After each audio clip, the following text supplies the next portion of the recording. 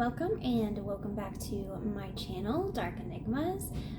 This is a channel where I sit down and I talk about creepy, dark mysteries of the world. Today we have a true crime case. It's the Carr Brothers case. It is brutal. It is crazy. So trigger warning, there is SA, there is child SA, there is animal cruelty, there is extreme violence in this video. Please, if those things trigger you, go to the next video, click off, do whatever you need to do. I don't want to put anybody in the position of being triggered. But if you are emotionally ready for this case, then we will go ahead and dive in. So this case is rather long. I did about 10 pages of research for this, and it was all very emotionally jarring. This is a very intense case.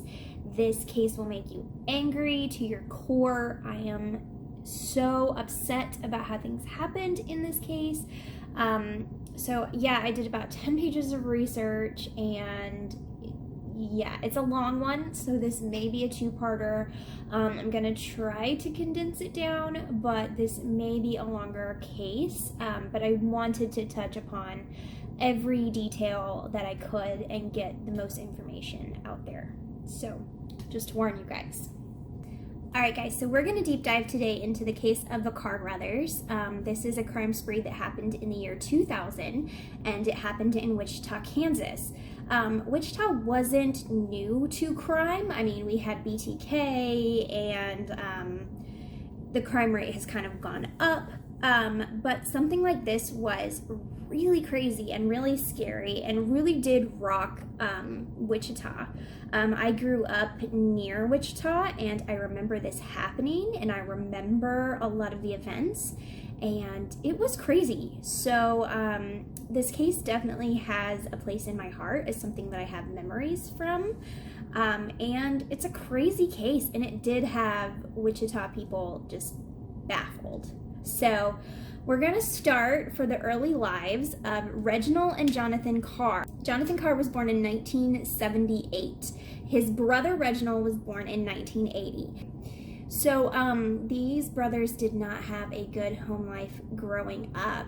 They grew up in Dodge City, Kansas, and their biological parents were very violent to each other.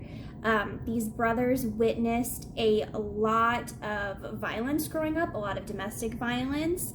The sisters also came forward and said that they were SA'd by their parents, and the brothers could have been SA'd as well, but they have not come out and said that. But there was definitely a lot of childhood trauma.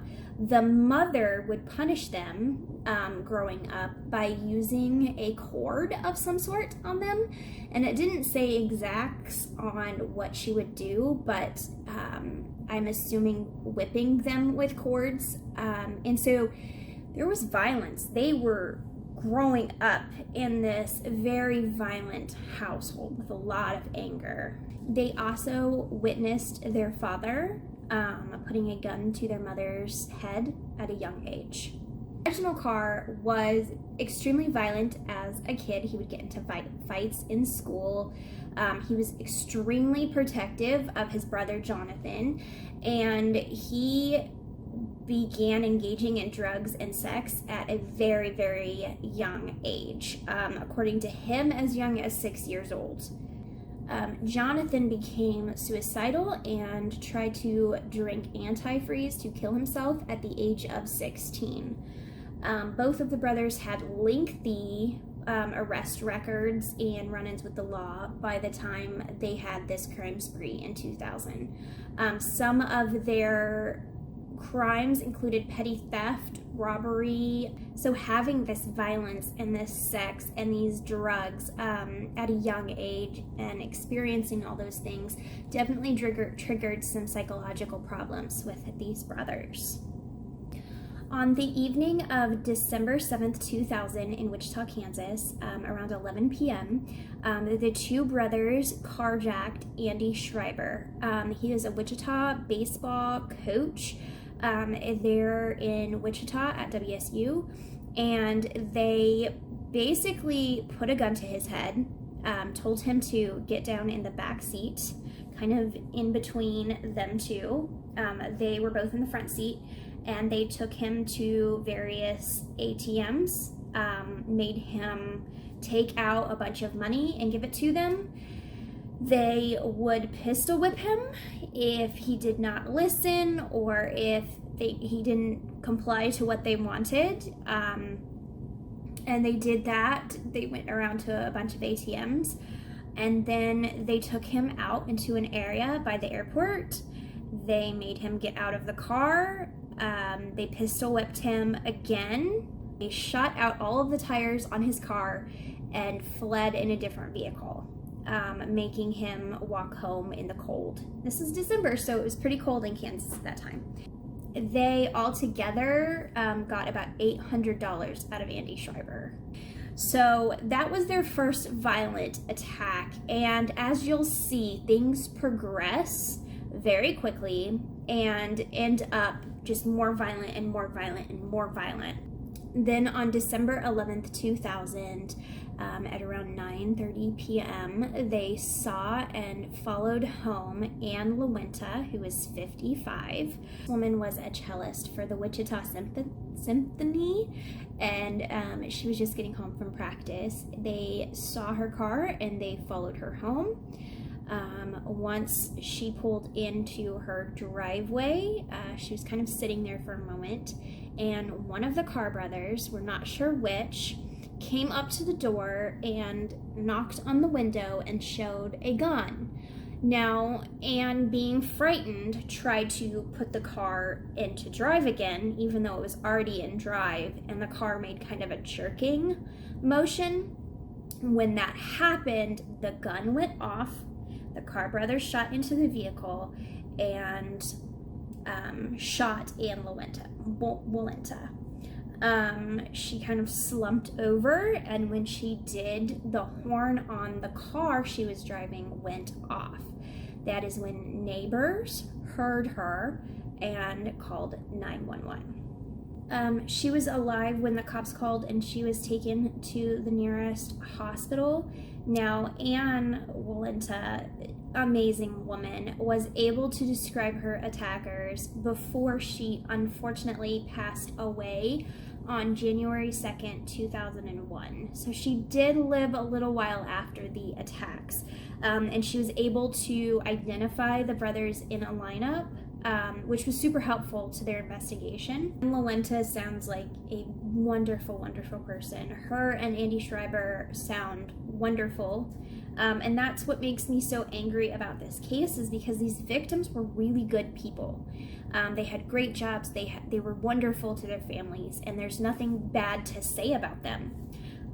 Because Ann Walenta was a wonderful, wonderful person, Wichita State University opened up a scholarship in her name for cellist there at WSU. And I thought that was interesting to put in because it's good to say good things about the victims in this case. I do talk a lot about the Carr brothers, but the true victims in this case, they need to be recognized. Their names need to be out there instead of these brothers. The bullets that were used in the Ann Walenta crime connected them to the next crime that they committed, and that's kind of how the Carr brothers became on the radar for police. There was definitely an escalation of crime. No one knows if the Carr brothers truly meant to kill Ann or if they were going to do what they did to Andy and just kind of carjack her and also get money out of her. And then when she tried to escape, they kind of freaked out and shot. So we don't know if that was kind of like the first thing that led to this escalation, but a few days later, this thing blows up and their crimes just get out of this world. So these two crimes definitely were a taste for them of things to come. And in my mind, I sit here and I think, oh my gosh, what would have happened if they would have messed up in those early 2 crimes? You know, like, what if something went wrong with Andy Schreiber and they were caught? What if something went wrong with Ann Walenta and they were caught and they never did escalate to the next crime? I think about that all the time, because the things that happened could have been prevented. So it's just super, super sad. All right, so as if their first crimes weren't bad, we're gonna get into the really, really bad stuff that they did. So we're gonna get into December 14th, 2000, and just to give you guys some background, the windshield was like 14 miles an hour, the weather was 25 degrees outside, and there was snow covering the ground. So this was a super, super cold night. This night, the Carr brothers picked a house completely at random, which is scary, super scary. I think home invasion is one of the most terrifying crimes, and the fact that they were just like, oh, we'll just go with this house is completely terrifying. Inside the house were 5 middle-aged friends getting ready for bed that night, and I'm going to read off their names and ages so I don't mess them up, but these are the victims in this case. There is Brad Heyka, who is 27, Aaron Saunders, who's 29, Jason Bedford, who is 26, Heather Muller, and someone named HG. They were both 25 at the time.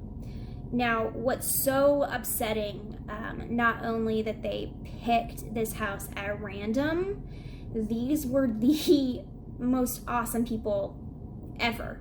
Like, these people were studying to be teachers and a priest and a preschool teacher. These people were good people. They were good young people, and they were all amazing at what they did and really good people. And that's what's just so infuriating about this case, is that we lost people that could have changed the world. HG and Jason Bedford were a couple, and they were both teachers. Brad Heyka worked in finance. Heather Muller was a preschool teacher, and Aaron Saunders was studying to be a priest. And like I said, these were all good people. Man, it hurts. No one deserves to have these crimes committed to them, but these people were just great people. So they were going to bed at night. They were kind of all in different rooms, and they saw a light flick on the front porch, and they were like, that's kind of strange, but they didn't really think anything of it. They kind of all thought maybe it was each other. And then a few minutes later, the Carr brothers burst through the door, basically the doors of their rooms. So they burst into their rooms, they gathered all of the 5 friends up, and they put them all in one room. The Carr brothers had guns, and they threatened the friends that if they didn't cooperate, that they were going to shoot them. Now, from my understanding, they were told, this is a robbery, but you have to cooperate or we're going to kill you, basically. They forced everyone, all 5 people, into a closet, and they made them all strip naked.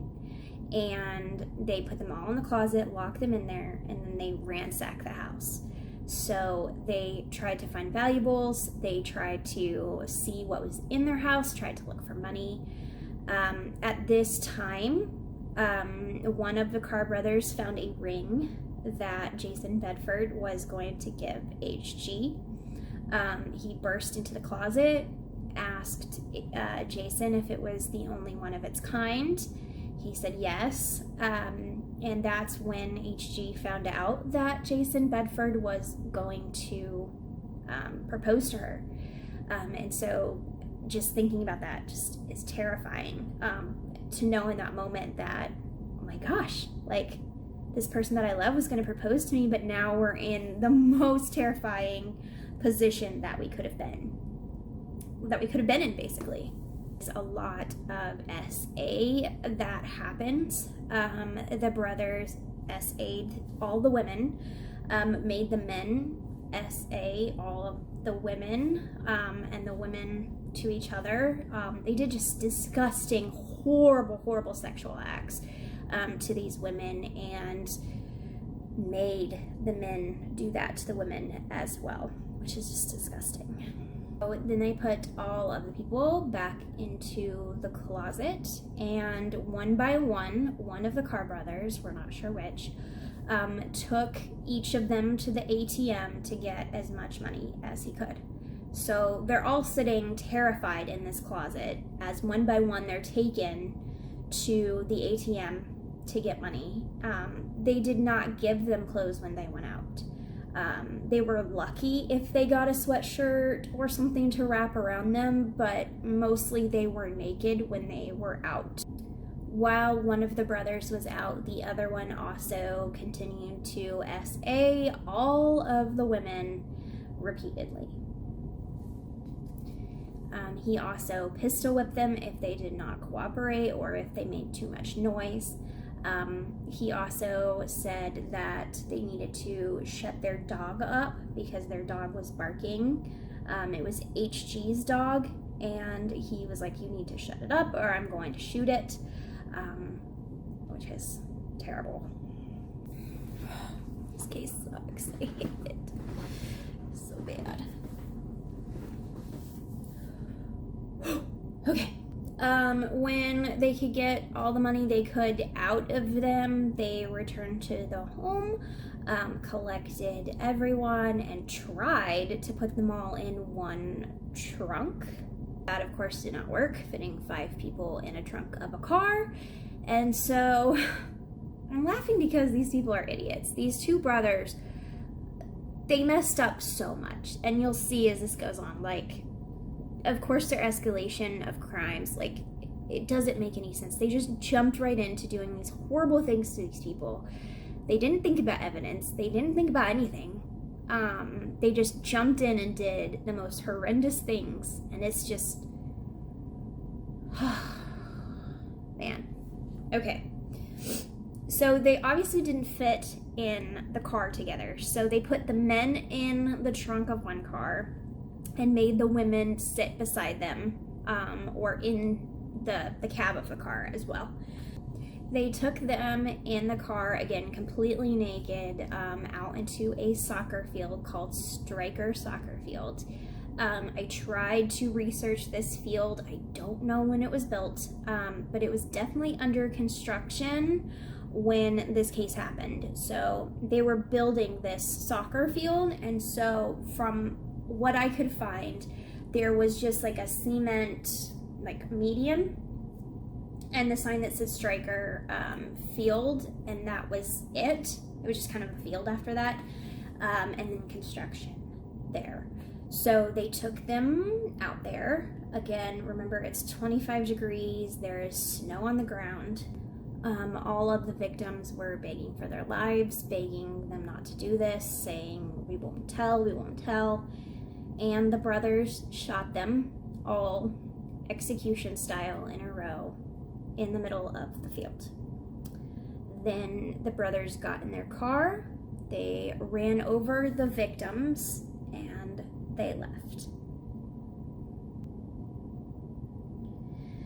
Now, here is when the story just gets crazy bananas. So, because HG had her hair in a clip, like those old-fashioned, I hate to say old-fashioned because I had them when I was younger, but like clippies.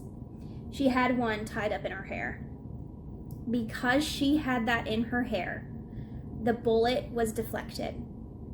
She was still shot and bleeding, but she did not die. This girl, wow. It wounded her, but she is a survivor. HG, man, she's amazing. So she waited for the car to get away. So she's laying there, bloody, next to all of her friends that are shot, and she just waits. She doesn't see the headlights anymore, and she gets up. And she goes over to her boyfriend and realizes that he's losing a lot of blood. So she takes off the sweater that she was wearing. Now, this is the only piece of clothing that they have, or that she had at least, and wraps it around her boyfriend's head. So it's 25 degrees, she's freezing and alive, and decides to try to save her boyfriend from bleeding out. And instead of, saving herself, really. So what an amazing person HG is. She tried to save her friends. She looked, made sure all of them were not going to get up. And then she made this split decision that I have to get out of here. She thought in her mind she has to move or she's going to die. So off in the distance, she saw some Christmas lights. So this is December, remember, and there is some Christmas lights in the distance, and she just takes off walking. Now, the bravery and the amazingness and I just can't give HG enough credit. Like, this girl, whew. Okay, so she's walking. Now, she walks almost 2 miles in the snow, 25 degrees, 14 windshield, to this house. And I just think about what was going through her mind. She had to have been thinking she was gonna die. She had to have been thinking, like, my only chance is to get to this house. She went over fences, she crossed fields, all to get to this house. She rang the doorbell of this house, and luckily this couple that was in there took her in. Everyone was frantic, and she was bloody and naked, and the woman wrapped her in something, and she just kept saying, "Let me tell you my story so that you know who did this in case I die." And the man called 911. She ended up telling the 911 operator what these guys looked like, what their car was, everything that had happened to her, all the crimes committed against them, and was able to do all that over the 911 call before she even got help for herself. So the selflessness of this woman is amazing. She wanted to get these guys caught before someone else was hurt like she was, which is amazing. HG survived. She ended up, she's alive today. She is happy and healthy, and she ended up bringing these men to justice. She identified them, she identified their cars, and told her story of what happened. So, what a great story. So while everything was happening with HG walking in the cold, the Carr brothers decided they were going to go back to the house and rob the house. So they went back to the house. They unfortunately shot HG's dog and killed it. And then they just ransacked the house and took whatever they could, which, horrible. So, but they were dumb and they got caught, which is good. They were super dumb. They were identified. Some of their neighbors saw them carrying in TVs to their apartment and was like, wait a second, and saw them on the news and was like, something's not right here. So of course, with HG's testimony as well as Walenta, they had them. They were like, all right, these are our guys, we got them. They were arrested the next day. What's interesting about this story, and what I love about this story, is that there is a light at the end of the tunnel. HG and Andy Schreiber, which if you remember, Andy was the first victim, ended up getting married. They fell in love, they have children, and they're together today, which is just like the most craziest romantic, awesome story I've ever heard. They became super close during the trials. They were both pushing for the death penalty for the Carr brothers, and they were like becoming extra close and ended up together. So that's definitely a light at the end of the tunnel for this horrible, horrible story that they found love and that they're together. So way to go for Andy Schreiber and HG to make something out of nothing. I can't even applaud them enough. All right, so now we're gonna get into the justice for these victims, because do they deserve it? Wow, yes, they do. The trial was extremely hard to listen to. Both HG and Andy Schreiber testified. A general surgeon was telling the story, and reenacted basically the murder of Walenta, and a 55-year-old female person in the jury fainted. So this was a extremely, extremely traumatic trial. There was a lot involved. There was multiple murders. There was multiple robberies, a lot of SA. And so there was a lot to bring to light in this case. Both Reginald and Jonathan were found guilty of capital murder, SA on all the victims that they did, animal cruelty, armed robbery, I think that's it. And they were found guilty and had the death penalty. So they were given the death penalty for these cases. However, our story does not end there. Kansas currently, as of 2021, is relooking death penalty cases. So there's not only the Carr Brothers case, but many other cases of people that are on death row that may get the chance of life in prison. This has been a very controversial topic in Kansas. There are many people for the death penalty of these hardened criminals, but there are also many people who believe in life imprisonment. So the brothers are currently still sitting on death row, but they are pleading their cases. They have both turned on each other.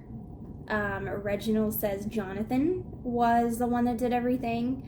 Jonathan says Reginald was the one that did everything, to try to kind of lighten their sentences, to kind of get life imprisonment instead of the death penalty. And like I said, they're currently fighting this. So they're currently going to court. There has been a lot of media coverage here locally about the death penalty cases for these men. Andy Schreiber testified again, recently, saying that he wants the death penalty for these men, which, yeah. Andy Schreiber has every right to testify and say that.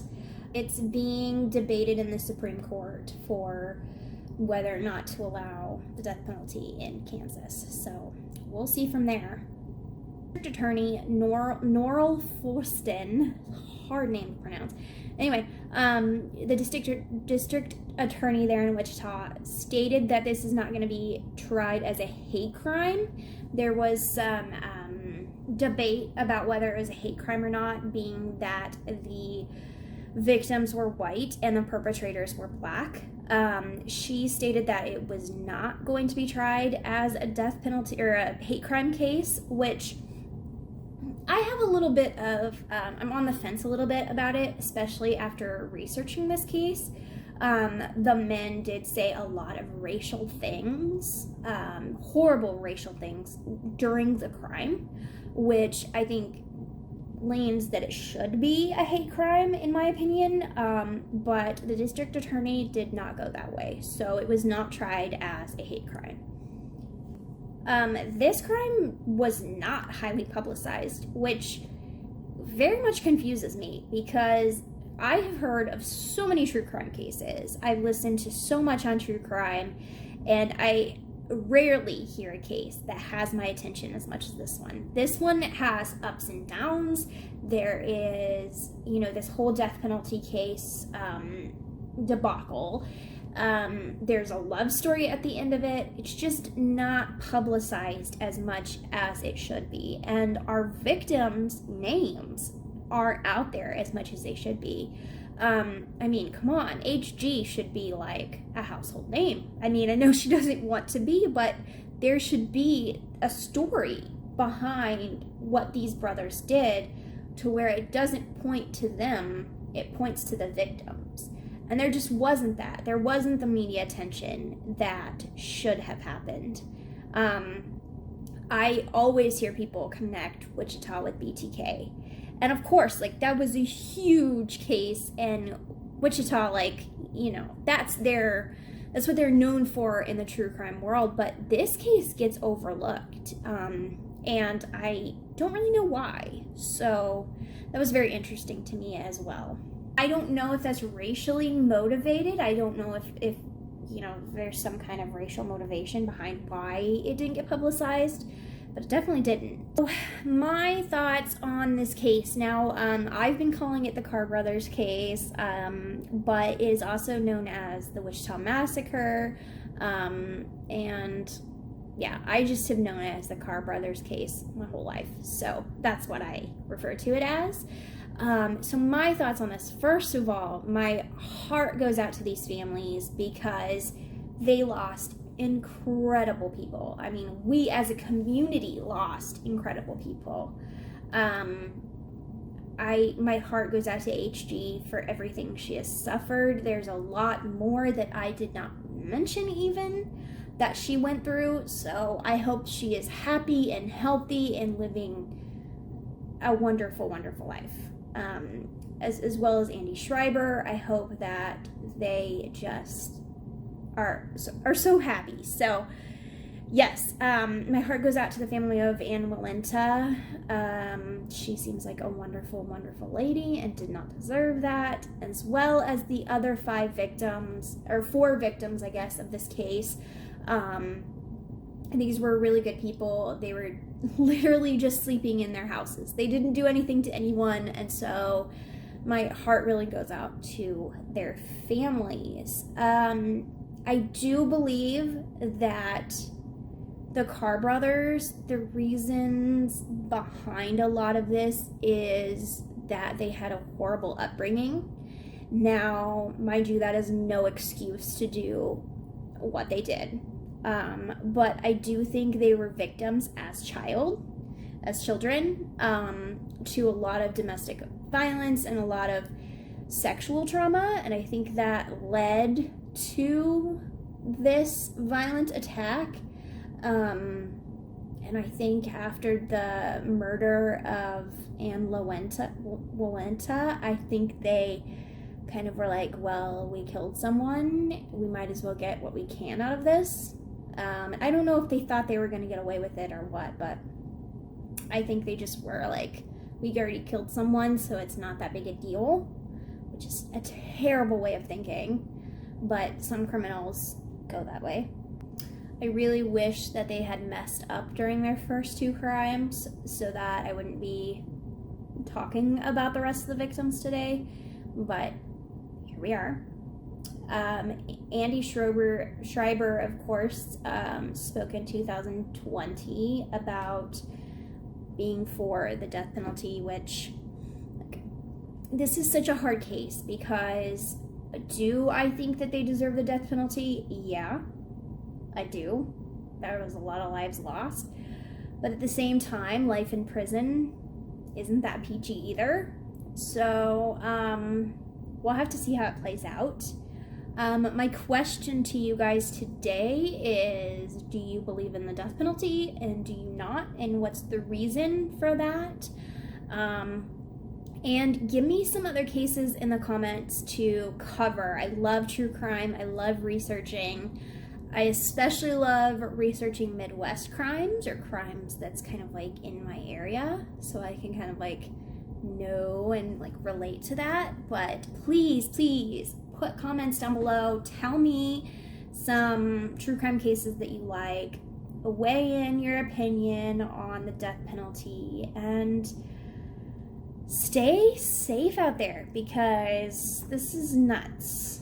I know this was a really hard case today and a long one, and I hope you guys can refresh, maybe watch my alien video after this and kind of get some spookiness instead of so much heaviness. But I did think this was an important case to cover, and I hope you guys stay safe and everybody's well, and we'll see you next time. Bye.